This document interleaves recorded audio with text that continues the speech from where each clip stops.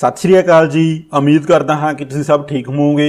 ਅੱਜ ਦੀ ਵੀਡੀਓ ਵਿੱਚ ਅਸੀਂ ਸੰਵਿਧਾਨ ਸਭਾ ਬਾਰੇ ਗੱਲ ਕਰਾਂਗੇ ਕਿ ਸੰਵਿਧਾਨ ਸਭਾ ਕੀ ਹੈ, ਇਹ ਕਿਵੇਂ ਹੋਂਦ ਵਿੱਚ ਆਈ, ਇਸਨੇ ਕੀ ਕੰਮ ਕੀਤੇ। ਸੰਵਿਧਾਨ ਸਭਾ ਵਿੱਚ ਜੋ ਵੀ ਪੇਪਰਾਂ ਵਿੱਚ ਸਵਾਲ ਪੁੱਛੇ ਜਾਂਦੇ ਹਨ ਉਹ ਮਹੱਤਵਪੂਰਨ 30 ਪ੍ਰਸ਼ਨਾਂ ਉੱਤੇ ਅਸੀਂ ਅੱਜ ਦੀ ਵੀਡੀਓ ਵਿੱਚ ਚਰਚਾ ਕਰਾਂਗੇ। ਜੇਕਰ ਤੁਸੀਂ ਇਸ ਵੀਡੀਓ ਨੂੰ ਦੇਖ ਲੈਂਦੇ ਹੋ ਤਾਂ ਭਾਰਤੀ ਸੰਵਿਧਾਨ ਸਭਾ ਵਿੱਚੋਂ ਪੁੱਛੇ ਜਾਣ ਵਾਲੇ ਕਿਸੇ ਵੀ ਸਵਾਲ ਦਾ ਉੱਤਰ ਦੇ ਸਕਦੇ ਹੋ।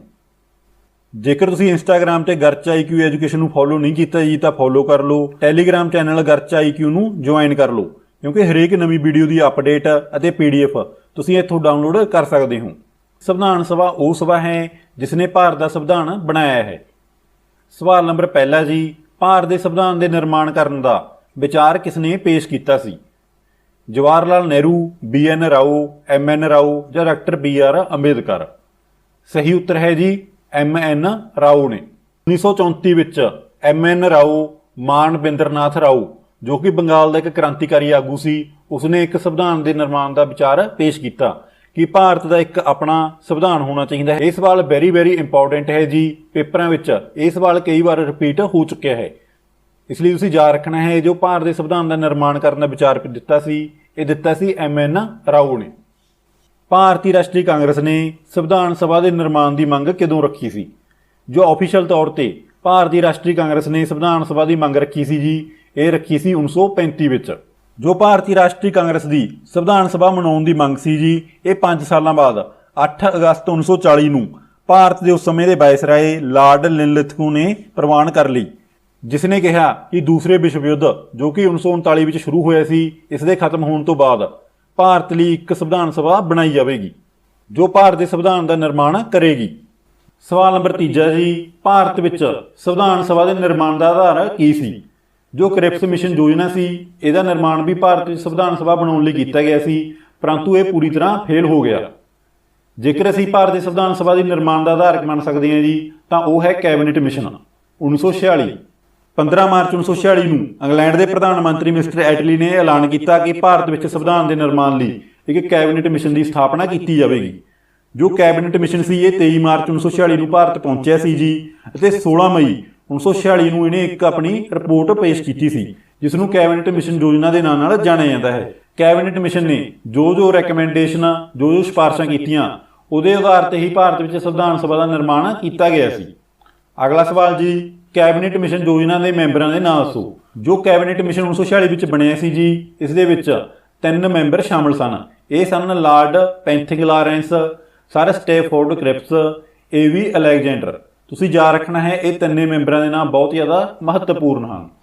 ਭਾਰਤ ਦੀ ਸੰਵਿਧਾਨ ਸਭਾ ਦੇ ਮੈਂਬਰਾਂ ਦੀ ਕੁੱਲ ਗਿਣਤੀ ਸ਼ੁਰੂ ਵਿੱਚ ਕਿੰਨੀ ਸੀ? ਸਹੀ ਉੱਤਰ ਹੈ ਜੀ 399, ਕਿਉਂਕਿ ਉਸ ਸਮੇਂ ਭਾਰਤ ਦੀ ਜੋ ਆਬਾਦੀ ਸੀ ਉਹ ਲਗਭਗ 39 ਕਰੋੜ ਸੀ। 10 ਲੱਖ ਦੇ ਪਿੱਛੇ ਇੱਕ ਉਮੀਦਵਾਰ ਬਣਾਇਆ ਗਿਆ ਸੀ। ਜੇਕਰ ਅਸੀਂ 39 ਕਰੋੜ ਨੂੰ 10 ਲੱਖ ਦੇ ਵੰਡੀਏ ਤਾਂ 390 ਮੈਂਬਰਾਂ ਦੀ ਗਿਣਤੀ ਬਣਦੀ ਹੈ। 39 ਕਰੋੜ ਤੋਂ ਥੋੜੀ ਜਿਹੀ ਆਬਾਦੀ ਘੱਟ ਸੀ, ਇਸ ਲਈ ਭਾਰਤ ਦੀ ਸੰਵਿਧਾਨ ਸਭਾ ਵਿੱਚ 399 ਮੈਂਬਰ ਨਿਯੁਕਤ ਕੀਤੇ ਗਏ ਸਨ। ਸਵਾਲ ਨੰਬਰ 6 ਜੀ, ਸੰਵਿਧਾਨ ਸਭਾ ਵਿੱਚ ਔਰਤ ਮੈਂਬਰਾਂ ਦੀ ਗਿਣਤੀ ਕਿੰਨੀ ਸੀ? ਸਹੀ ਉੱਤਰ ਹੈ ਜੀ 15। ਭਾਰਤ ਦੇ ਸੰਵਿਧਾਨ ਵਿੱਚ ਟੋਟਲ 399 ਮੈਂਬਰ ਸਨ, ਜਿਸ ਦੇ ਵਿੱਚ 15 ਮਹਿਲਾਵਾਂ ਸਨ। ਇਹਨਾਂ 15 ਮਹਿਲਾਵਾਂ ਵਿੱਚ ਕੁਝ ਖਾਸ ਮਹਿਲਾਵਾਂ ਹਨ ਜੀ। ਰਾਜਕੁਮਾਰੀ ਅੰਮ੍ਰਿਤ ਕੌਰ ਜੋ ਭਾਰਤ ਦੀ ਪਹਿਲੀ ਸਿਹਤ ਮੰਤਰੀ ਬਣੀ ਸੀ। ਸਰੋਜਨੀ ਨਾਇਡੂ ਜਿਸ ਨੂੰ ਮਹਾਤਮਾ ਗਾਂਧੀ ਨੇ ਭਾਰਤ ਦੀ ਕੋਇਲਾ ਨਾਈਟ ਟ੍ਰਾਇੰਗਲ ਆਫ ਇੰਡੀਆ ਕਿਹਾ ਸੀ। ਵਿਜੇ ਲక్ష్ਮੀ ਪੰਡਤ ਜੋ ਜਵਾਹਰ ਲਾਲ ਨਹਿਰੂ ਦੀ ਸਿਸਟਰ ਸੀ ਅਤੇ ਹੋਰ ਬਹੁਤ ਸਾਰੀਆਂ ਫੇਮਸ ਔਰਤਾਂ ਭਾਰਤ ਦੀ ਸੰਵਿਧਾਨ ਸਭਾ ਵਿੱਚ ਸ਼ਾਮਲ ਸਨ। ਸਵਾਲ ਨੰਬਰ 7ਵਾਂ ਜੀ, ਸੰਵਿਧਾਨ ਸਭਾ ਮੈਂਬਰਾਂ ਦੀ ਵੰਡ ਕਿਸ ਪ੍ਰਕਾਰ ਕੀਤੀ ਗਈ ਸੀ? ਸਹੀ ਉੱਤਰ ਹੈ ਜੀ A ਅਤੇ B। ਜੋ ਸੰਵਿਧਾਨ ਸਭਾ ਸੀ ਇਸ ਦੇ ਵਿੱਚ 296 ਸੀਟਾਂ ਬ੍ਰਿਟਿਸ਼ ਭਾਰਤ ਲਈ ਅਤੇ 93 ਸੀਟਾਂ ਦੇਸੀ ਰਿਆਸਤਾਂ ਨੂੰ ਦਿੱਤੀਆਂ ਗਈਆਂ ਸਨ। ਜੇਕਰ ਅਸੀਂ 296 ਤੇ 93 ਨੂੰ ਜੋੜੀਏ ਤਾਂ ਇਹ ਗਿਣਤੀ ਬਣ ਜਾਂਦੀ ਹੈ ਟੋਟਲ 399। ਸਵਾਲ ਨੰਬਰ 8ਵਾਂ ਜੀ, ਭਾਰਤੀ ਸੰਵਿਧਾਨ ਸਭਾ ਦੀਆਂ ਚੋਣਾਂ ਵਿੱਚ ਕਾਂਗਰਸ ਨੇ ਕਿੰਨੀਆਂ ਸੀਟਾਂ ਜਿੱਤੀਆਂ ਸਨ? ਸਹੀ ਉੱਤਰ ਹੈ ਜੀ 208 ਸੀਟਾਂ। ਜੇਕਰ ਅਸੀਂ ਮੁਸਲਿਮ ਲੀਗ ਪਾਰਟੀ ਦੀ ਗੱਲ ਕਰੀਏ ਤਾਂ ਉਸਨੇ ਜਿੱਤੀਆਂ ਸਨ 73 ਸੀਟਾਂ। ਇਹ ਸਵਾਲ ਬਹੁਤ ਮਹੱਤਵਪੂਰਨ ਹੈ ਜੀ, ਇਹ ਕਈ ਵਾਰ ਪ੍ਰੀਖਿਆਵਾਂ ਵਿੱਚ ਪੁੱਛਿਆ ਜਾ ਚੁੱਕਿਆ ਹੈ। ਸੰਵਿਧਾਨ ਸਭਾ ਦੇ ਕੁੱਲ ਕਿੰਨੇ ਸੈਸ਼ਨ ਹੋਏ ਹਨ? ਸਹੀ ਉੱਤਰ ਹੈ ਜੀ 11 ਸੈਸ਼ਨ। ਅਗਲਾ ਸਵਾਲ ਜੀ, ਸੰਵਿਧਾਨ ਸਭਾ ਦੀ ਪਹਿਲੀ ਬੈਠਕ ਕਦੋਂ ਹੋਈ ਸੀ? ਸਹੀ ਉੱਤਰ ਹੈ ਜੀ 9 ਦਸੰਬਰ 1946 ਨੂੰ। ਸੰਵਿਧਾਨ ਸਭਾ ਦੀ ਜੋ ਦੂਸਰੀ ਬੈਠਕ ਸੀ ਇਹ ਹੋਈ ਸੀ 11 ਦਸੰਬਰ 1946 ਨੂੰ। ਤੀਸਰੀ ਬੈਠਕ ਹੋਈ ਸੀ 13 ਦਸੰਬਰ 1946 ਨੂੰ। ਇਹ ਤਿੰਨੇ ਬੈਠਕਾਂ ਬਹੁਤ ਜ਼ਿਆਦਾ ਮਹੱਤਵਪੂਰਨ ਹਨ ਕਿਉਂਕਿ ਇਹਨਾਂ ਤਿੰਨਾਂ ਬੈਠਕਾਂ ਨਾਲ ਸੰਬੰਧਿਤ ਪੇਪਰਾਂ ਵਿੱਚ ਕਈ ਸਵਾਲ ਪੁੱਛੇ ਜਾਂਦੇ ਹਨ। ਅਸੀਂ ਅੱਗੇ ਦੇਖਦੇ ਹਾਂ ਇਹ ਸਵਾਲ ਕਿਹੜੇ ਹਨ। ਅਗਲਾ ਸਵਾਲ ਜੀ, ਸੰਵਿਧਾਨ ਸਭਾ ਦਾ ਪਹਿਲਾ ਅਸਥਾਈ ਅਧਿਅਕਸ਼ ਕਿਸ ਨੂੰ ਬਣਾਇਆ ਗਿਆ ਸੀ? ਜੋ ਸੰਵਿਧਾਨ ਸਭਾ ਦੀ ਪਹਿਲੀ ਬੈਠਕ ਹੋਈ ਸੀ ਜੀ 9 ਦਸੰਬਰ 1946 ਨੂੰ, ਉਸ ਦੇ ਵਿੱਚ ਸੰਵਿਧਾਨ ਸਭਾ ਦਾ ਪਹਿਲਾ ਅਸਥਾਈ ਅਧਿਅਕਸ਼ ਬਣਾਇਆ ਗਿਆ ਸੀ ਡਾਕਟਰ ਸਚਿਦਾਨੰਦ ਸਿਨਹਾ ਨੂੰ ਸਨ, ਕਿਉਂਕਿ ਇਹ ਸੰਵਿਧਾਨ ਸਭਾ ਵਿੱਚ ਸਭ ਤੋਂ ਬਜ਼ੁਰਗ ਵਿਅਕਤੀ ਸਨ। ਜੋ ਸੰਵਿਧਾਨ ਸਭਾ ਦੀ ਪਹਿਲੀ ਮੀਟਿੰਗ ਸੀ, ਮੁਸਲਿਮ ਲੀਗ ਨੇ ਇਹਦਾ ਬਾਈਕਾਟ ਕੀਤਾ ਸੀ, ਇਸ ਦੇ ਵਿੱਚ ਭਾਗ ਨਹੀਂ ਲਿਆ ਸੀ। ਸੰਵਿਧਾਨ ਸਭਾ ਦਾ ਪਹਿਲਾ ਸਥਾਈ ਅਧਿਅਕਸ਼ ਕਿਸ ਨੂੰ ਬਣਾਇਆ ਗਿਆ? ਜੋ ਸੰਵਿਧਾਨ ਸਭਾ ਦੀ 11 ਦਸੰਬਰ 1946 ਨੂੰ ਦੂਸਰੀ ਬੈਠਕ ਹੋਈ ਸੀ ਜੀ, ਉਸ ਦੇ ਵਿੱਚ ਡਾਕਟਰ ਰਜਿੰਦਰ ਪ੍ਰਸਾਦ ਨੂੰ ਸੰਵਿਧਾਨ ਸਭਾ ਦਾ ਪਹਿਲਾ ਸਥਾਈ ਅਧਿਅਕਸ਼ ਚੁਣਿਆ ਗਿਆ। ਤੁਸੀਂ ਕਨਫਿਊਜ਼ ਨਹੀਂ ਹੋਣਾ ਜੀ, ਜੇਕਰ ਪੇਪਰਾਂ ਵਿੱਚ ਸਵਾਲ ਪੁੱਛਿਆ ਜਾਂਦਾ ਹੈ ਕਿ ਸੰਵਿਧਾਨ ਸਭਾ ਦਾ ਪਹਿਲਾ ਅਸਥਾਈ ਅਧਿਅਕਸ਼ ਕੌਣ ਸੀ, ਤਾਂ ਸਹੀ ਉੱਤਰ ਹੋਵੇਗਾ ਡਾਕਟਰ ਸਚਿਦਾਨੰਦ ਸਿਨਹਾ। ਜੇਕਰ ਪੁੱਛਿਆ ਜਾਂਦਾ ਸਥਾਈ ਪਰਮਾਨੈਂਟ ਅਧਿਅਕਸ਼ ਕੌਣ ਸੀ, ਤਾਂ ਉਹ ਸੀ ਡਾਕਟਰ ਰਜਿੰਦਰ ਪ੍ਰਸਾਦ। ਜੋ ਸੰਵਿਧਾਨ ਸਭਾ ਦਾ ਜੀ ਅਸਥਾਈ ਅਧਿਅਕਸ਼ ਸੀ, ਉਹ ਸੰਵਿਧਾਨ ਸਭਾ ਦੀ ਪਹਿਲੀ ਬੈਠਕ 9 ਦਸੰਬਰ 1946 ਨੂੰ ਡਾਕਟਰ ਸਚਿਦਾਨੰਦ ਸਿਨਹਾ ਨੂੰ ਚੁਣਿਆ ਗਿਆ ਸੀ। ਸਥਾਈ ਅਧਿਅਕਸ਼ ਡਾਕਟਰ ਰਜਿੰਦਰ ਪ੍ਰਸਾਦ ਨੂੰ ਦੂਸਰੀ ਸੰਵਿਧਾਨ ਸਭਾ ਦੀ ਬੈਠਕ 11 ਦਸੰਬਰ 1946 ਨੂੰ ਚੁਣਿਆ ਗਿਆ ਸੀ। ਅਗਲਾ ਸਵਾਲ ਜੀ, ਸੰਵਿਧਾਨ ਸਭਾ ਦੇ ਉਪ ਪ੍ਰਧਾਨ ਸਨ HC ਮੁਖਰਜੀ, BT ਕ੍ਰਿਸ਼ਨਾਮਾਚਾਰਿਆ, ਉਪਰੋਕਤ ਦੋਵੇਂ, ਕੋਈ ਉਪ ਪ੍ਰਧਾਨ ਨਹੀਂ ਸੀ। ਸਹੀ ਉੱਤਰ ਹੈ ਜੀ ਉਪਰੋਕਤ ਦੋਵੇਂ। ਅਗਲਾ ਸਵਾਲ ਜੀ, ਉਦੇਸ਼ ਪ੍ਰਸਤਾਵ ਨੂੰ ਭਾਰਤੀ ਸੰਵਿਧਾਨ ਸਭਾ ਦੁਆਰਾ ਕਦੋਂ ਪ੍ਰਵਾਨਗੀ ਮਿਲੀ ਸੀ? ਜੋ ਉਦੇਸ਼ ਪ੍ਰਸਤਾਵ ਸੀ, ਇਹ ਸੰਵਿਧਾਨ ਸਭਾ ਵਿੱਚ 13 ਦਸੰਬਰ 1946 ਨੂੰ ਪੰਡਿਤ ਜਵਾਹਰ ਲਾਲ ਨਹਿਰੂ ਦੁਆਰਾ ਪੇਸ਼ ਕੀਤਾ ਗਿਆ ਸੀ। ਇਸ ਨੂੰ ਮਾਨਤਾ ਮਿਲੀ ਸੀ ਜੀ 22 ਜਨਵਰੀ 1947 ਨੂੰ। ਜੋ ਉਦੇਸ਼ ਪ੍ਰਸਤਾਵ ਹੈ, ਇਸ ਦੇ ਵਿੱਚ ਦੱਸਿਆ ਗਿਆ ਸੀ ਕਿ ਭਾਰਤ ਦਾ ਸੰਵਿਧਾਨ ਕਿਸ ਪ੍ਰਕਾਰ ਦਾ ਹੋਵੇਗਾ, ਅਤੇ ਇਸ ਉਦੇਸ਼ ਪ੍ਰਸਤਾਵ ਨੂੰ ਹੀ ਬਾਅਦ ਵਿੱਚ ਭਾਰਤ ਦੇ ਸੰਵਿਧਾਨ ਵਿੱਚ ਪ੍ਰਸਤਾਵਨਾ ਦੇ ਤੌਰ ਤੇ ਦਰਜ ਕਰ ਲਿਆ ਗਿਆ। ਜੋ ਸੰਵਿਧਾਨ ਸਭਾ ਨੇ ਭਾਰਤ ਦਾ ਸੰਵਿਧਾਨ ਬਣਾਇਆ ਹੈ ਜੀ, ਉਸ ਦੇ ਵਿੱਚ 22 ਕਮੇਟੀਆਂ ਸਨ। ਅਸੀਂ ਕੁਝ ਮਹੱਤਵਪੂਰਨ ਕਮੇਟੀਆਂ ਬਾਰੇ ਜਾਣਦੇ ਹਾਂ ਜੋ ਪੇਪਰਾਂ ਵਿੱਚ ਪੁੱਛੀਆਂ ਜਾਂਦੀਆਂ ਹਨ। ਸੰਵਿਧਾਨ ਸਭਾ ਦੀਆਂ ਜੀ ਮੁੱਖ ਕਮੇਟੀਆਂ ਇਸ ਪ੍ਰਕਾਰ ਹਨ। ਡਰਾਫਟਿੰਗ ਕਮੇਟੀ, ਜਿਸ ਨੂੰ ਖਾਰੜਾ ਕਮੇਟੀ ਜਾਂ ਮਸੌਦਾ ਕਮੇਟੀ ਦੇ ਨਾਂ ਨਾਲ ਵੀ ਜਾਣਿਆ ਜਾਂਦਾ ਹੈ, ਇਸ ਦੇ ਮੁਖੀ ਸਨ ਜੀ ਡਾਕਟਰ BR ਅੰਬੇਦਕਰ। ਇਹ ਇੱਕ 7 ਮੈਂਬਰੀ ਕਮੇਟੀ ਸੀ। ਯੂਨੀਅਨ ਕਨਸਟੀਟਿਊਸ਼ਨ ਕਮੇਟੀ, ਸੰਘੀ ਸੰਵਿਧਾਨ ਕਮੇਟੀ, ਇਹਦੇ ਪ੍ਰਧਾਨ ਬਣਾਏ ਸਨ ਜਵਾਹਰ ਲਾਲ ਨਹਿਰੂ ਜੀ। ਜੋ ਪ੍ਰੋਵਿੰਸ ਕਨਸਟੀਟਿਊਸ਼ਨ ਕਮੇਟੀ ਸੀ, ਭਾਵ ਪ੍ਰਾਂਤਿਕ ਸੰਵਿਧਾਨਕ ਕਮੇਟੀ, ਇਸ ਦਾ ਚੇਅਰਮੈਨ ਸੀ ਜੀ ਸਰਦਾਰ ਵੱਲਭ ਭਾਈ ਪਟੇਲ। ਸਰਦਾਰ ਵੱਲਭ ਭਾਈ ਪਟੇਲ ਭਾਰਤ ਦੇ ਪਹਿਲੇ ਗ੍ਰਹਿ ਮੰਤਰੀ ਅਤੇ ਭਾਰਤ ਦੇ ਪਹਿਲੇ ਉਪ ਪ੍ਰਧਾਨ ਮੰਤਰੀ ਸਨ। ਜੋ ਭਾਰਤ ਵਿੱਚ ਮੌਲਿਕ ਅਧਿਕਾਰ ਅਤੇ ਜਨਜਾਤੀਆਂ ਲਈ ਕਮੇਟੀ ਬਣਾਈ ਗਈ ਸੀ, ਉਸ ਦਾ ਮੁਖੀ ਵੀ ਬਣਾਇਆ ਗਿਆ ਸੀ ਸਰਦਾਰ ਵੱਲਭ ਭਾਈ ਪਟੇਲ ਨੂੰ। ਅਤੇ ਰਜਿੰਦਰ ਪ੍ਰਸਾਦ, ਇਹ ਭਾਰਤ ਦੀ ਸੰਵਿਧਾਨ ਸਭਾ ਦੇ ਚੇਅਰਮੈਨ, ਸਥਾਈ ਅਧਿਅਕਸ਼ ਵੀ ਸਨ। ਇਸ ਲਈ ਇਹਨਾਂ ਨੂੰ ਰੂਲਜ਼ ਐਂਡ ਪ੍ਰੋਸੀਜਰ ਕਮੇਟੀ ਦਾ ਪ੍ਰਧਾਨ ਬਣਾਇਆ ਗਿਆ ਸੀ। ਸਵਾਲ ਨੰਬਰ 15 ਜੀ, ਭਾਰਤੀ ਸੰਵਿਧਾਨ ਦੀ ਡਰਾਫਟਿੰਗ, ਮਸੌਦਾ ਜਾਂ ਖਰੜਾ ਕਮੇਟੀ ਦਾ ਪ੍ਰਧਾਨ ਕੌਣ ਸੀ? ਸਹੀ ਉੱਤਰ ਹੈ ਜੀ ਡਾਕਟਰ ਭੀਮ ਰਾਓ ਅੰਬੇਦਕਰ। ਭਾਰਤ ਦਾ ਸੰਵਿਧਾਨ ਬਣਾਉਣ ਲਈ 22 ਕਮੇਟੀਆਂ ਬਣਾਈਆਂ ਗਈਆਂ ਸਨ। ਇਹਨਾਂ ਕਮੇਟੀਆਂ ਨੂੰ ਵੱਖ-ਵੱਖ ਕੰਮ ਦਿੱਤੇ ਗਏ ਸਨ। ਜੋ ਭਾਰਤ ਦੀ ਡਰਾਫਟਿੰਗ, ਮਸੌਦਾ, ਖਰੜਾ ਕਮੇਟੀ ਸੀ ਜੀ, ਇਸ ਦਾ ਕੰਮ ਸੀ ਜੋ ਬਾਕੀ ਕਮੇਟੀਆਂ ਦੁਆਰਾ ਸਿਫਾਰਸ਼ਾਂ ਕੀਤੀਆਂ ਗਈਆਂ ਸਨ, ਉਹ ਦੇਖਣਾ ਕਿ ਇਹ ਭਾਰਤ ਦੇ ਸੰਵਿਧਾਨ ਵਿੱਚ ਸ਼ਾਮਲ ਕੀਤੀਆਂ ਜਾ ਸਕਦੀਆਂ ਹਨ ਜਾਂ ਨਹੀਂ। ਇਸ ਕਰਕੇ ਹੀ ਡਾਕਟਰ ਭੀਮ ਰਾਓ ਅੰਬੇਦਕਰ ਨੂੰ ਭਾਰਤ ਦੇ ਸੰਵਿਧਾਨ ਦਾ ਪਿਤਾਮਾ ਕਿਹਾ ਜਾਂਦਾ ਹੈ। ਅਗਲਾ ਸਵਾਲ ਜੀ, ਖਾਰੜਾ ਕਮੇਟੀ ਦਾ ਗਠਨ ਕਦੋਂ ਕੀਤਾ ਗਿਆ ਸੀ? ਇਹਦਾ ਗਠਨ ਕੀਤਾ ਗਿਆ ਸੀ ਜੀ 29 ਅਗਸਤ 1947 ਨੂੰ।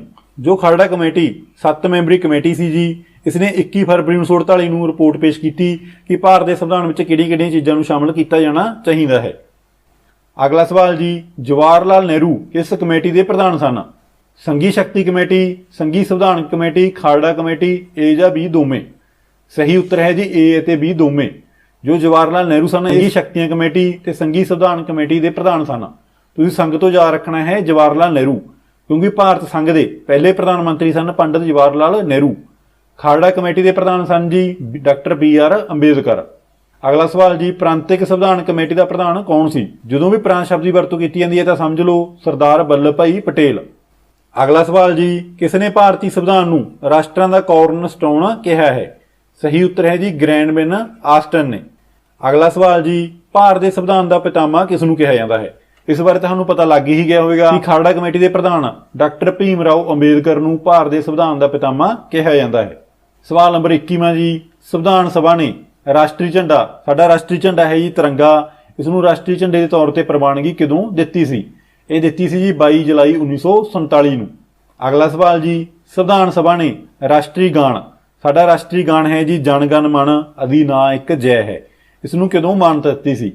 ਜੋ ਭਾਰਤ ਦੀ ਸੰਵਿਧਾਨ ਸਭਾ ਸੀ, ਇਸ ਨੇ ਰਾਸ਼ਟਰੀ ਗਾਣ ਜਨ ਗਣ ਮਨ ਅਤੇ ਭਾਰਤ ਦੇ ਰਾਸ਼ਟਰੀ ਗੀਤ ਬੰਦੇ ਮਾਤਰਮ ਨੂੰ 24 ਜਨਵਰੀ 1950 ਨੂੰ ਰਾਸ਼ਟਰੀ ਗਾਨ ਅਤੇ ਰਾਸ਼ਟਰੀ ਗੀਤ ਵਜੋਂ ਮਾਨਤਾ ਦਿੱਤੀ ਸੀ।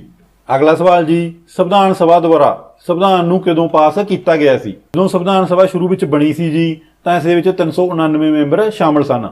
ਜਦੋਂ ਪਾਕਿਸਤਾਨ ਦੇਸ਼ ਦੀ ਵੰਡ ਹੋਊਗੀ ਤਾਂ ਇਸ ਦੇ ਵਿੱਚ ਮੈਂਬਰਾਂ ਦੀ ਗਿਣਤੀ ਰਹਿ ਗਈ 299। ਕੀਤਾ ਗਿਆ 26 ਨਵੰਬਰ 1949 ਨੂੰ।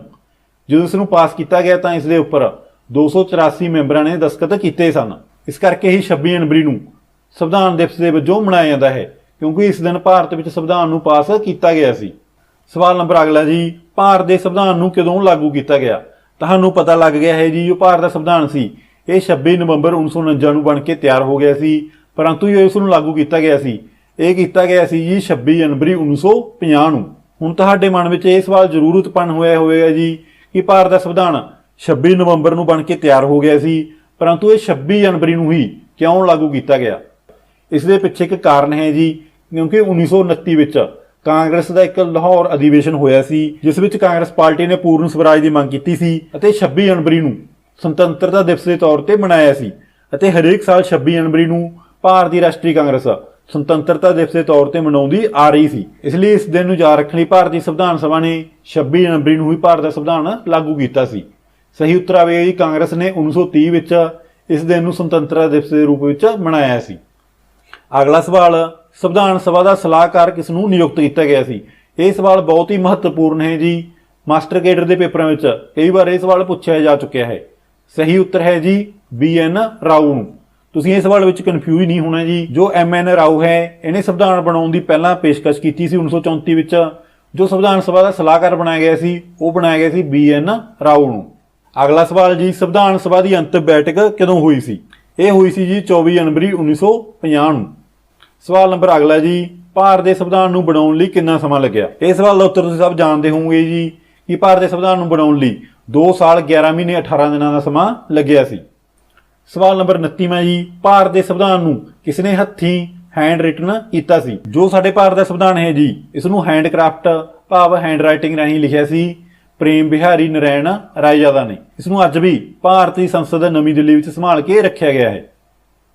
ਸਵਾਲ ਨੰਬਰ 30ਵਾਂ ਜੀ, ਭਾਰਤੀ ਸੰਵਿਧਾਨ ਵਿੱਚ ਮੂਲ ਰੂਪ ਵਿੱਚ ਕਿੰਨੇ ਅਨੁਛੇਦ, ਭਾਗ ਅਤੇ ਅਨੁਸੂਚੀਆਂ ਸ਼ਾਮਲ ਕੀਤੀਆਂ ਗਈਆਂ ਸਨ? ਸਹੀ ਉੱਤਰ ਹੈ ਜੀ ਆਪਸ਼ਨ B 395 ਆਰਟੀਕਲ, 22 ਭਾਗ ਅਤੇ 8 ਅਨੁਸੂਚੀਆਂ।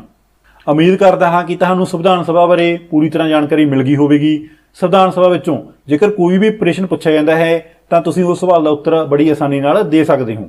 ਜੇਕਰ ਤੁਹਾਨੂੰ ਇਹ ਜਾਣਕਾਰੀ ਚੰਗੀ ਲੱਗੀ ਜੀ ਤਾਂ ਇਸ ਵੀਡੀਓ ਨੂੰ ਲਾਈਕ ਕਰਕੇ ਇਸ ਜਾਣਕਾਰੀ ਨੂੰ ਆਪਣੇ ਦੋਸਤਾਂ ਨਾਲ ਵੱਧ ਤੋਂ ਵੱਧ ਸ਼ੇਅਰ ਕਰਿਓ। ਜੇਕਰ ਤੁਸੀਂ ਇੰਸਟਾਗ੍ਰਾਮ ਤੇ ਗਰਚਾ IQ ਐਜੂਕੇਸ਼ਨ ਨੂੰ ਫੋਲੋ ਨਹੀਂ ਕੀਤਾ ਜੀ ਤਾਂ ਫੋਲੋ ਕਰ ਲਓ ਤੇ ਟੈਲੀਗ੍ਰਾਮ ਚੈਨਲ ਗਰਚਾ IQ ਨੂੰ ਜੁਆਇਨ ਕਰ ਲਓ, ਕਿਉਂਕਿ ਹਰੇਕ ਵੀਡੀਓ ਦੀ ਅਪਡੇਟ ਅਤੇ PDF ਤੁਸੀਂ ਇੱਥੋਂ ਡਾਊਨਲੋਡ ਕਰ ਸਕਦੇ ਹੋ। ਧੰਨਵਾਦ।